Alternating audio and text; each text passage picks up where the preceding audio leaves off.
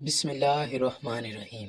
چھپکلی ایک رینگنے والا جانور ہے جو ہمارے گھروں میں عمومی طور پر پایا جاتا ہے۔ چھپکلی کی کچھ اقسام تو بالکل زہریلی نہیں ہوتی، لیکن بعض ایسی زہریلی ہوتی ہیں کہ اگر وہ کسی انسان کو اپنی زبان لگا دے تو انسان مر سکتا ہے۔ خیر جو بھی ہو، چھپکلی ایک ایسا جاندار ہے کہ جس کو دیکھ کر ہر انسان ہی کراہت محسوس کرتا ہے۔ خاص کر گھر کی خواتین کے لیے تو چھپکلی والے کمرے میں سونا بھی محال ہو جاتا ہے۔ اب سوال یہ پیدا ہوتا ہے کہ ہم چھپکلی کو مار سکتے ہیں یا نہیں؟ اگر مار سکتے ہیں تو کیا ہمیں ثواب ملے گا؟ اگر ثواب ہی ملے گا تو پھر کیا ہم چھپکلی کو ڈھونڈ ڈھونڈ کر بھی مار سکتے ہیں؟ کیا چھپکلی کو مارنے کے بعد غسل فرض ہوتا ہے؟ سب سے پہلے تو بات شروع کرتے ہیں کہ چھپکلی اس دنیا میں کیسے آئی ہے۔ اس بارے میں ایک روایت حضرت علی سلام اللہ علیہ سے تذکرۃ الاولیاء میں منسوب ہے کہ ایک شخص حضرت علی کے پاس آیا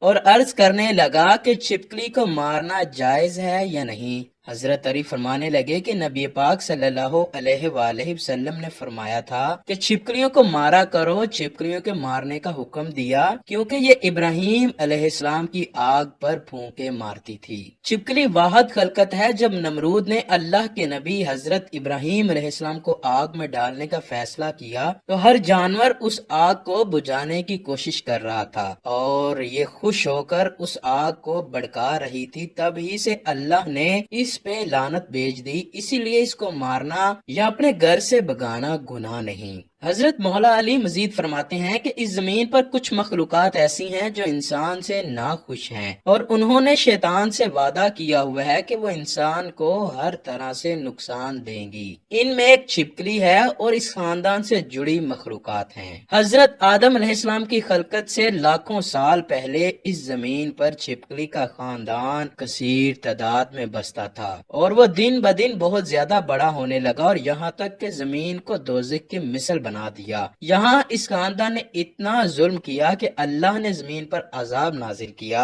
اور اس نسل کو ختم کر دیا، سوائے کچھ کے صرف وہ بچے جو بہت چھوٹے تھے۔ وہ زمینوں، غاروں، پانی میں چھپ گئے۔ جیسے جیسے وقت گزرتا رہا تو وہ بغض اور حسد اپنے وجود میں بے انتہا رکھتے رہے، یہاں تک کہ حضرت آدم علیہ السلام کا زمانہ آ پہنچا تو شیطان نے اس خلقت کے وجود میں یہ بات ڈالی کہ تمہاری نسل کو اس آدم کے لیے ختم کیا گیا۔ تب ہی سے اس نسل کی مخلوقات انسان سے نفرت کرتی ہیں اور کوشش کرتی ہے کہ انسان کو نقصان پہنچائے۔ حضور پاک صلی اللہ علیہ وآلہ وسلم کی بہت سی احادیث میں چھپکلی کو مارنے کا حکم ہے۔ ایک موقع پر حضور صلی اللہ علیہ وآلہ وسلم نے فرمایا، جو شخص کسی کرلے چھپکلی کو پہلی چوٹ میں مار ڈالے اس کے لیے 100 نیکیاں لکھ دی جاتی ہیں، دوسری چوٹ سے مارنے پر اس سے کم اور تیسری چوٹ سے مارنے پر اس سے کم۔ یہاں آپ کو بتاتے چلیں کہ لوگوں کا یہ کہنا ہے کہ کرلے یا چھپکلی کو مارنے سے غسل فرض ہو جاتا ہے۔